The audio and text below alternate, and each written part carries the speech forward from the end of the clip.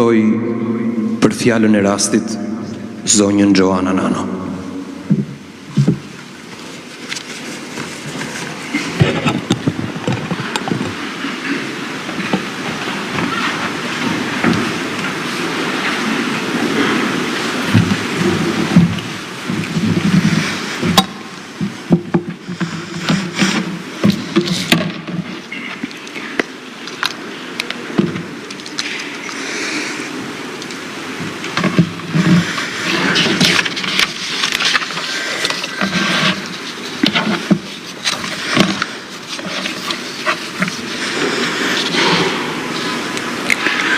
Të dashur miqe dhe shamirës,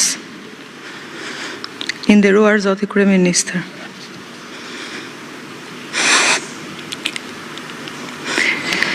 Dita e sotme është për mua dita më e errët dhe e trishtuar e jetës.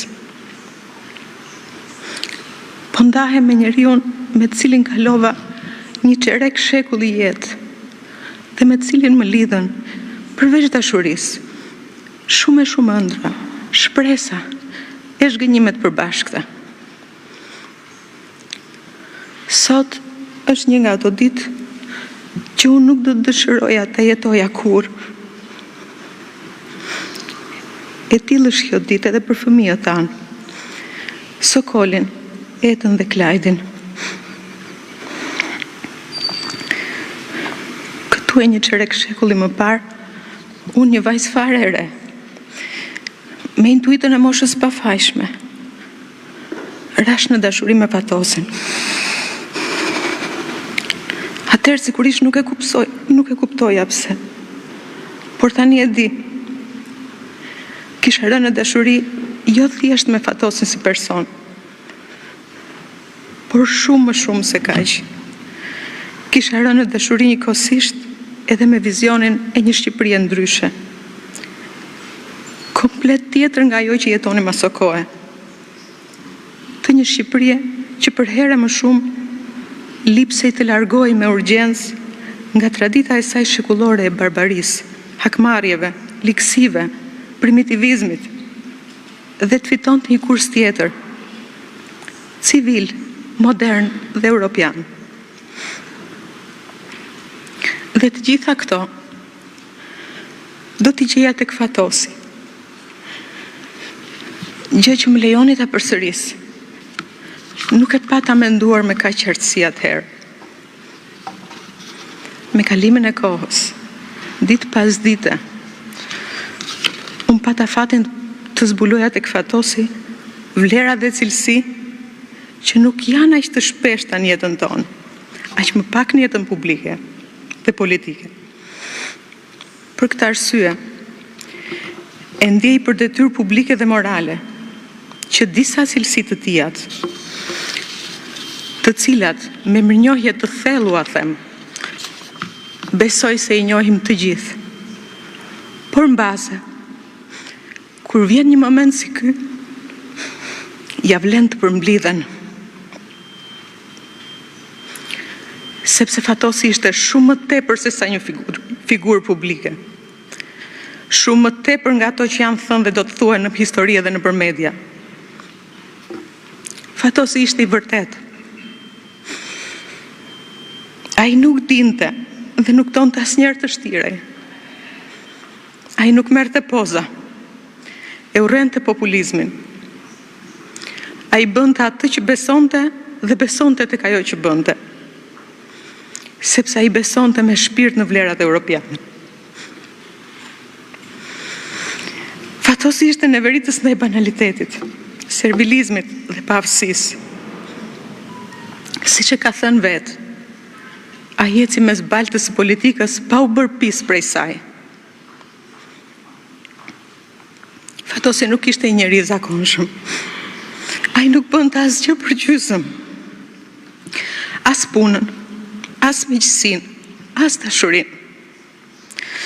Ai kishte një zemër të madhe.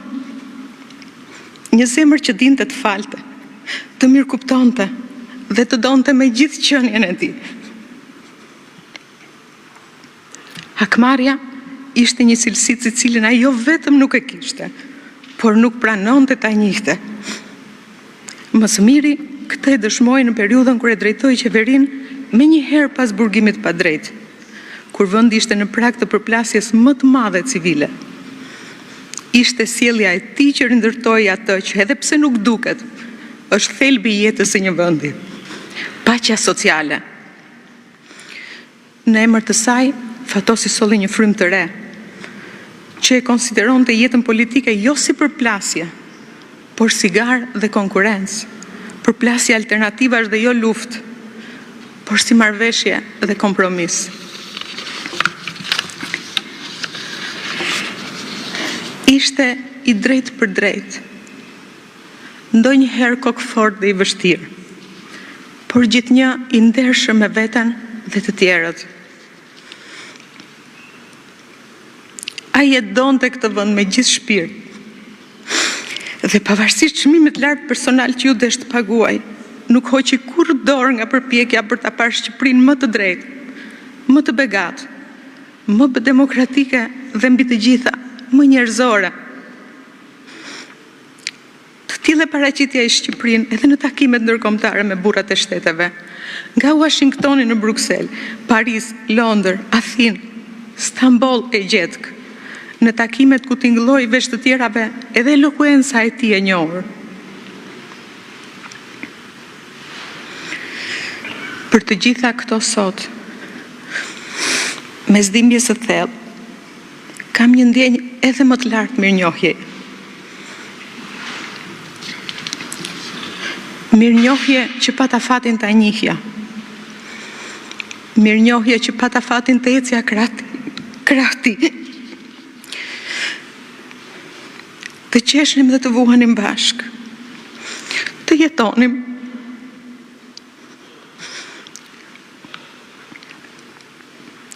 Dua t'i them edhe njerë publikisht, faleminderit Fatos. Faleminderit që më deshe dhe që më the mundësin të dua. Faleminderit që ishe ky që ishe.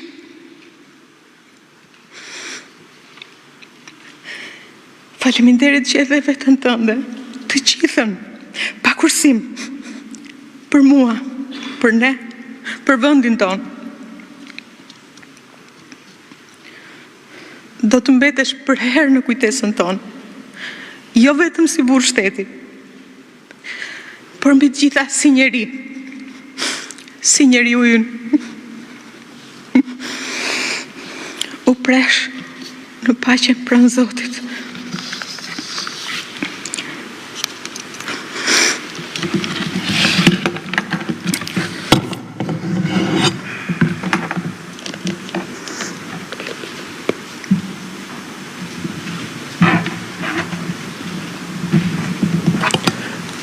Ftoj për fjalën e rastit Zotin Sokol Nano.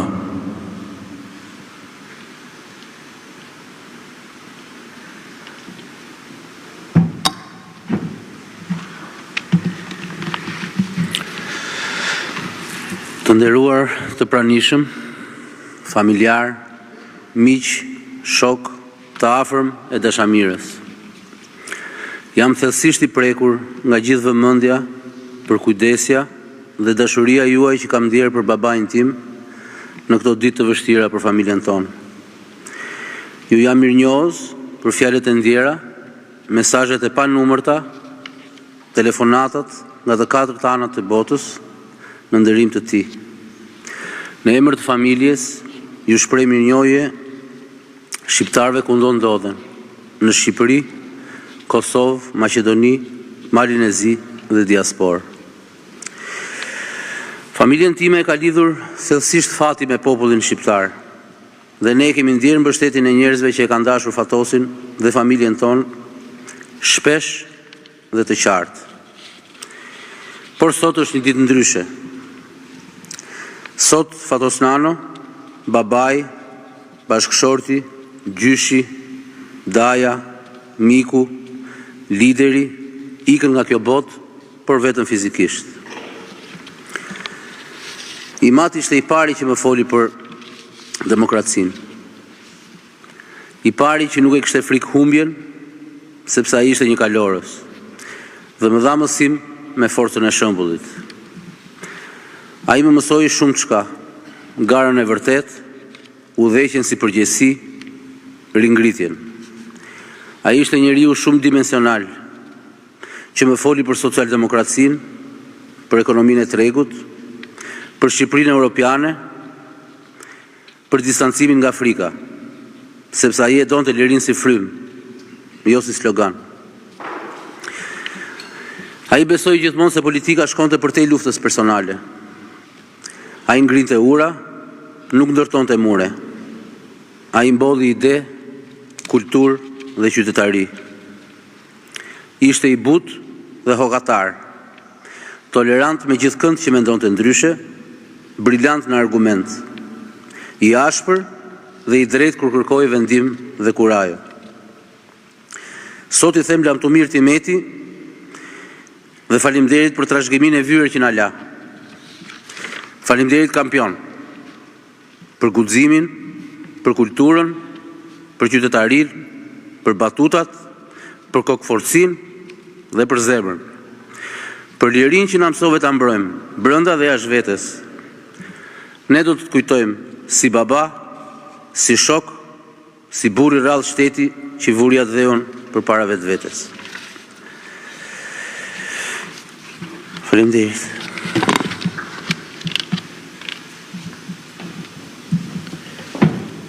Ftoj për fjalën e rastit Kryeministrin e Shqipërisë, zotin Edi Rama.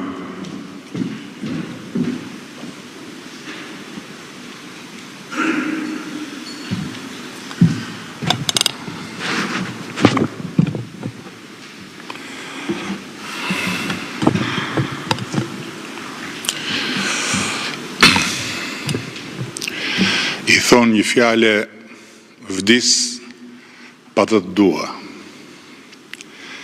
Sa të doja i dashur Fatos të uleshim sonte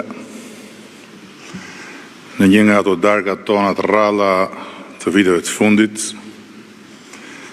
plot me shijen e ajrit pastruar mes nesh, e t'i kalonim deri vonë në atë revistën tonë të ngjarjeve e të personazheve të ndryshëm, tërë që tha e që shkrua për ty, qysh se doli lajmi, që këtë herë t'i ike për gjithë një.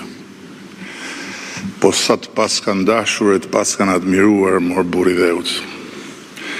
Po dhe ata që se lanë shkop, ndën rrota pa të vënë, dhe gurë në kuriz pa të hedhur, me zi që pas këshim pritur, të ta tregonin dashurin e adhurimin, sa po ta merrin vesh, që nuk do t'i hapësh më syt.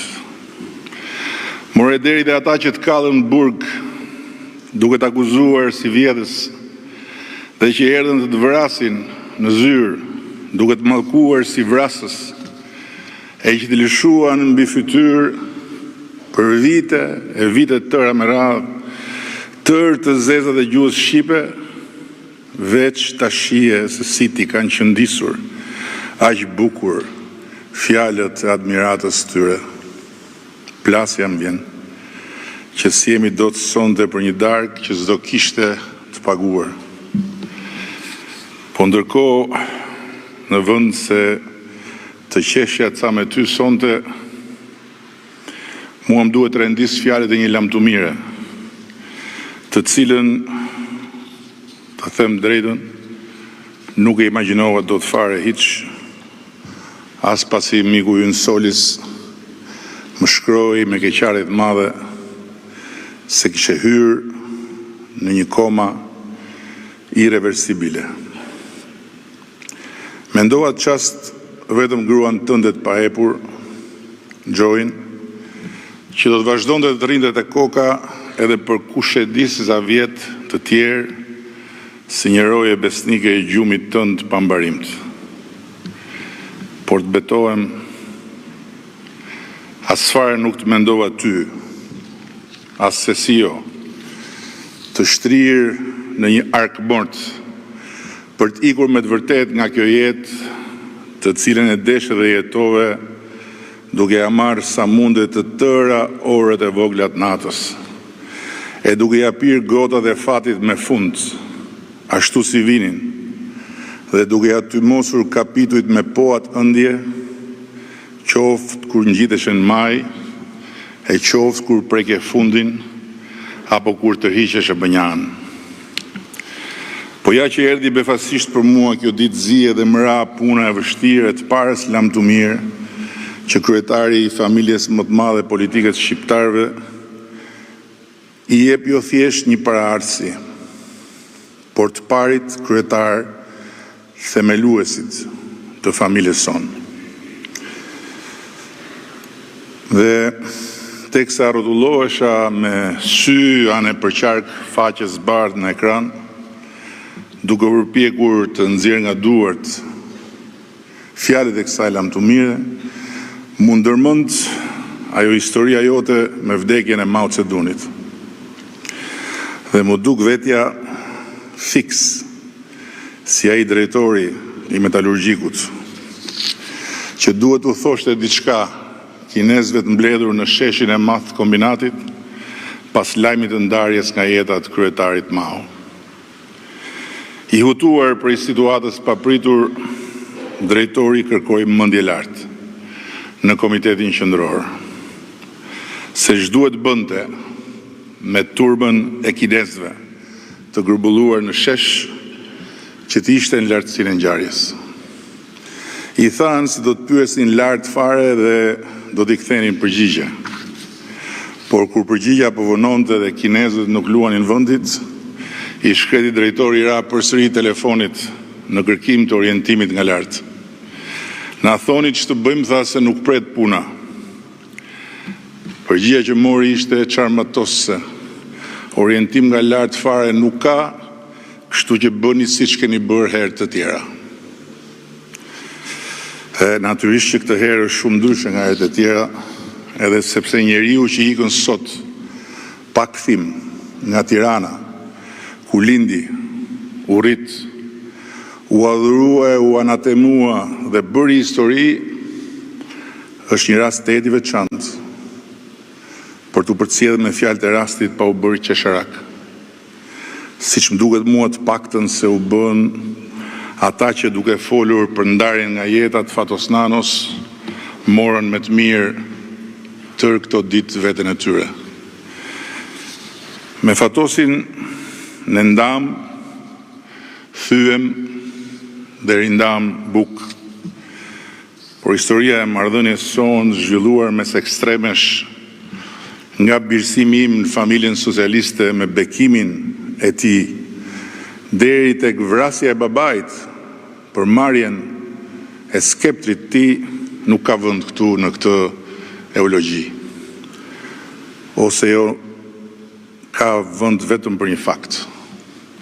Nëse jam unë sot zëdhënësi i idhërimit krejt familjes madhe socialiste, kjo lidhet padyshim me intuitën dhe me guximin e kryetarit themelues për të mëftuar dhe dhënë vend në odën e shtëpisë sonë politike, duke thyer aso kohë një mur të madh ndarës me shoqërinë e kohës, kur shtëpia e socialistëve nuk që aerosur ende plotësisht nga era e shkuarës.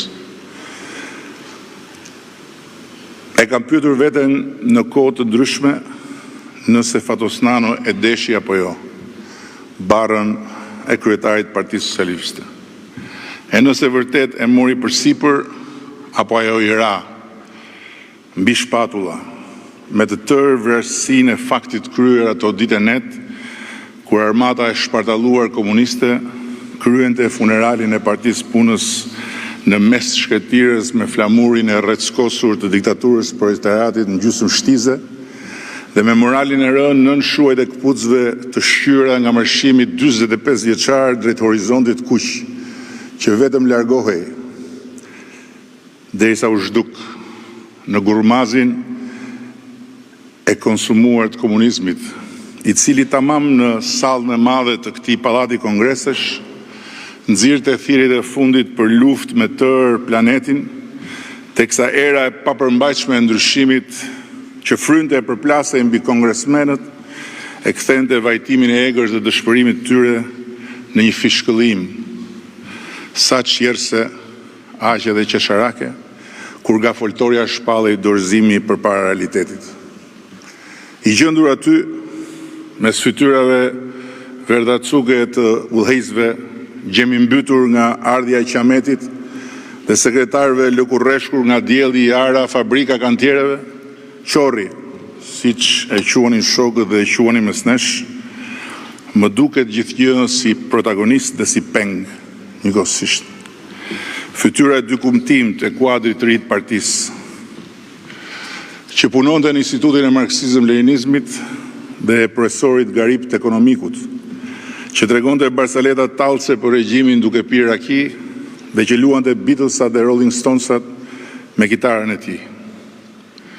Nuk e kam dyshuar asnjëherë që pikërisht profili i tij jo skematik i dha Fatosnanos me hirin e pahirit, skeptrit e të majtës porsalindur pas varrimit Partisë Punës.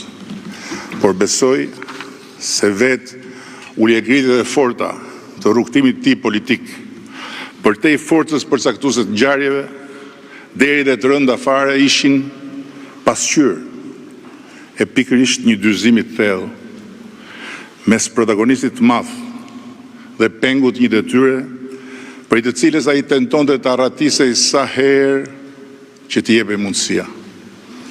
Por ama që pikërisht ai dyzim, pjellë e natyrës tij jo dogmatike dhe as pak sistematike, i kombinuar me burgosjen absurde, e cila ekspozoi të gjithë dogmatizmin primitiv të pekmarsve, jo vetëm të Fatosit, por të vetë Lëvizjes Demokratike, që u bë fati i Partisë Socialiste dhe e bekoi Fatosnanon si lider të pak konkurrueshëm socialistëve, duke i dhënë Partisë Socialiste një frymarrje të re dhe një perspektivë reale për të kthyer në forcë dominante e politikës shqiptare.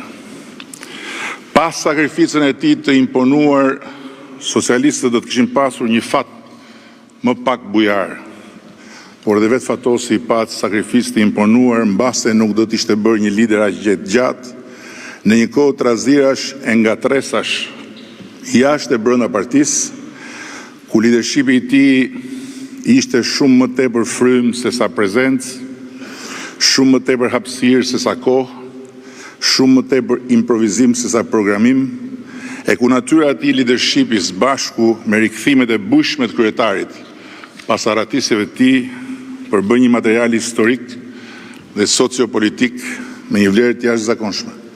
Për këdo që një ditë do të marrë përsipër ta zbërthejë vërtetësisht dhe jo ta mbërthejë hipokrizisht rolin vendimtar të Fatosnanos, jo vetëm mbi atë që ishte në drejtimin e tij, po dhe për atë që u bë më pas Partia Socialiste. Në selinë e partisë që ai udhëhoqi, qëndron një foto, tani më e mirënjohur e tij, e cila për mua mbetet pamja më domethënëse e Fatosnanos fill pas daljes nga burgu. Mbefason gjithnjë ndryshimi i hatashëm mes atij Fatosi dhe Fatosit prangosur para gjykatësve që e burgosën. Fatosi i gjyqit është presori i ekonomikut, që mbahet fort për sytë e popullit para burgosjes, pengi dyfisht i asaj dite kur i hodhën në kurriz barrën e madhe, që mbase nuk e deshi asnjëherë me gjithë shpirt, dhe i persekutorit tij xhahil, që e deshi me patjetër në burg. Ndërsa Fatosi tjetër, ai i Selis, i sapo dali nga burgu, me dorën e majt që tregon përpara dhe syt që shkëlqejnë plot xixa, është një kafshë rrallë politike, që për te të gjithave dhe pavarësisht të tërave, kanë radhën më të parë meritën e madhe që Partia Socialiste nuk lëvizi asnjë moment nga graviteti i interesit kombëtar, çka përbën sot e gjithë ditën një tabu për PS-n dhe e bën PS-n krenare për qenien e saj, një zëdhënëse, një mbrojtëse dhe një promotore e palëkundur e interesave madhore të vendit dhe të kombit shqiptar. Ndër ata që e nderuan kryetarin ton me fjalë të mëdha pas vdekjes, ishin dhe ata që e ngritën dhe ulën tradhtar, pse takoi Slobodan Miloševićin gjatë një aktiviteti ndërkombëtar në Selanik dhe për plot të tjera që nuk ja vlejnë t'i kujtoj. Unë e kam dëgjuar prej tij bisedën me kasapin e Beogradit dhe nuk e kam iden nëse Fatosi e ka lënë të shkruar diku.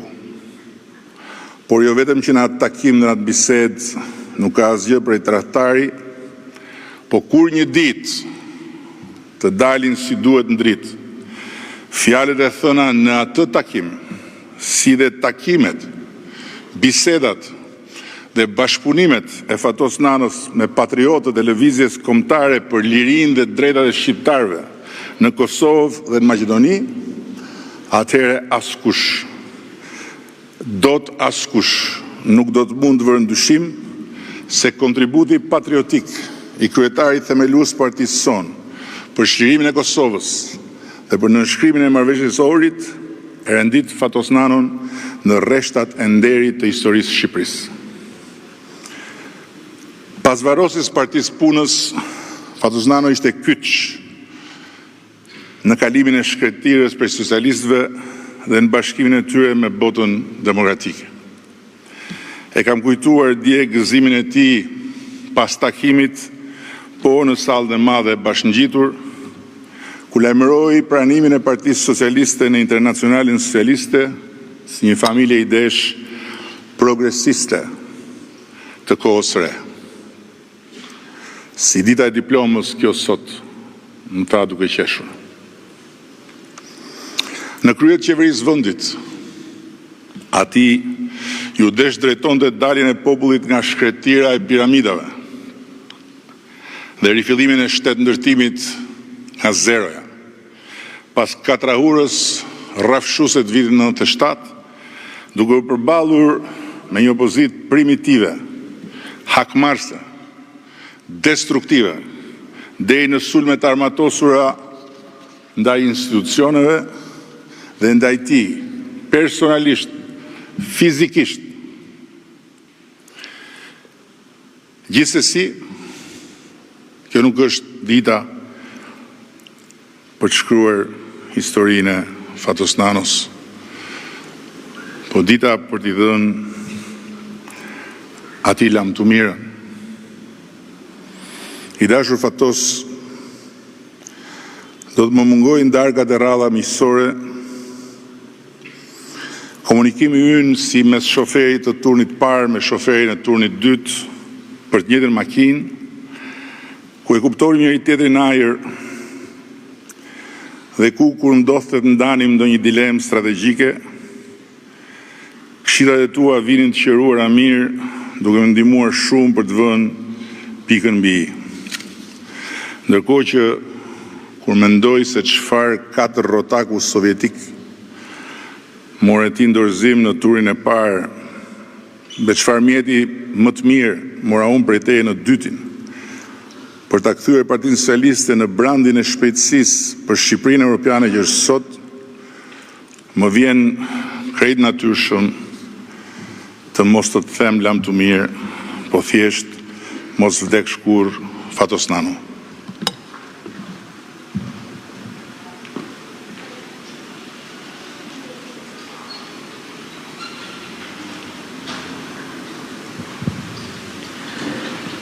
Përpara se të japim lam të mirën ish kryeministrit të Shqipërisë, Fatos Nano, i dekoruar me kordonin e madh me yll të mirënjohjes publike, i uftoj të nderojmë himnin kombëtar.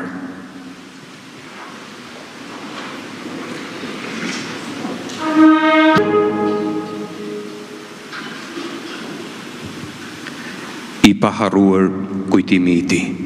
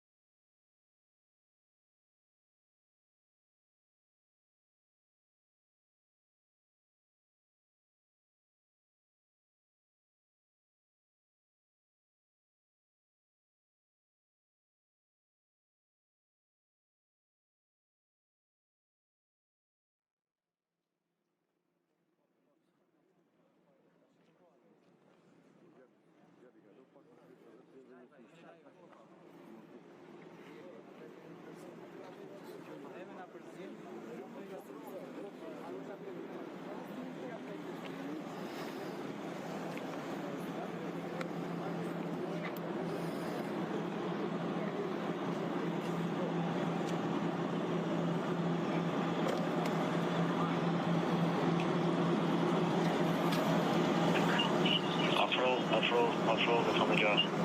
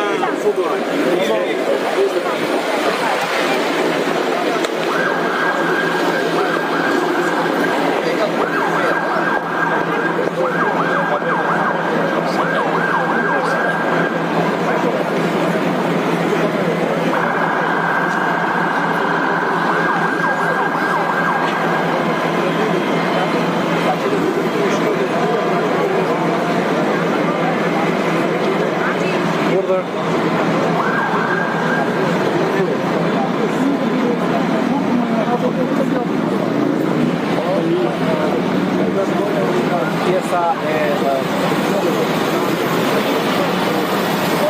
e Jasmaniut